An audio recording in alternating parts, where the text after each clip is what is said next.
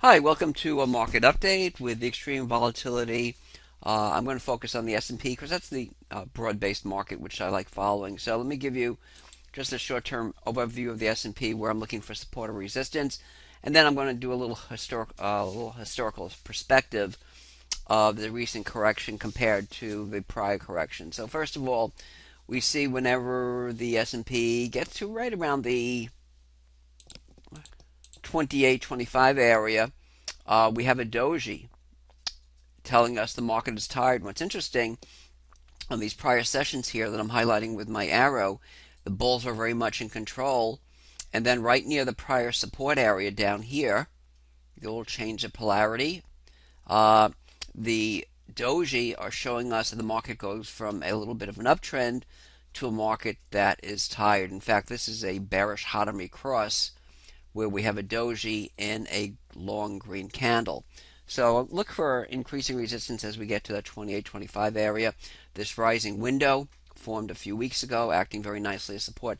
This also is a nice indication of looking at the overall technical picture with candles. Here we had a classic shooting star, long upper shadow, small wheel body at the bottom end of the trading range. And normally we'd say the shooting star is a warning signal. However, look where it emerged, right at a rising window. So if you're bearish here, it's the wrong place to be bearish in spite of the shooting star because it's right at a support area. Notice how well this support area held. So this is the importance of getting, the correct information. Yes, there's a shooting star, but you also have to be aware of where it appears within the market context, i.e. a support area. But now let's look at, as I mentioned a couple of seconds ago, where this recent correction is in perspective of prior corrections. So I made a weekly chart here, and so let's look at the recent correction. First of all, I drew this weekly chart here is where I'm expecting the key support to come in, pretty much essentially between 2,600 and 2,500. Because we had the lows here back in May and so forth, and here back in February. So essentially the 2018 lows.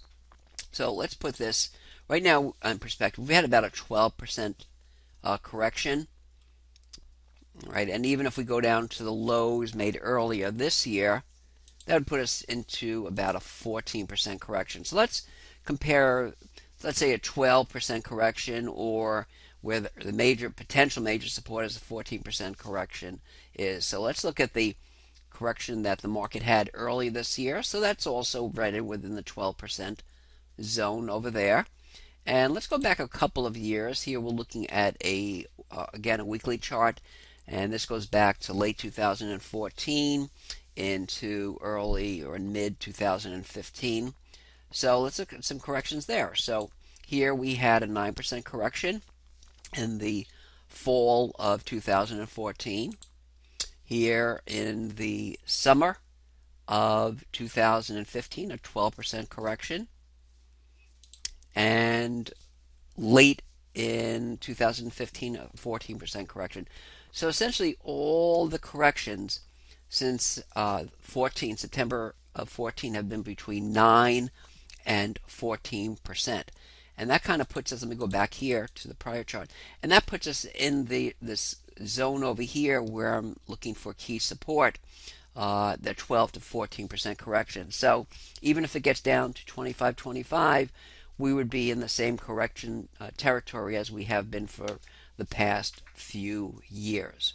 For those of you not members of our Candle Charts Academy, go to this site, www.candlechartsacademy.com, and get tons of free information, including learning my most important trading rule, how to avoid the four most common and costly mistakes almost every trader and investor makes, and all these other great features and benefits. Almost a $300 value, all yours for free. Okay, so go to this link, www.candlechartsacademy.com, and thanks for joining me.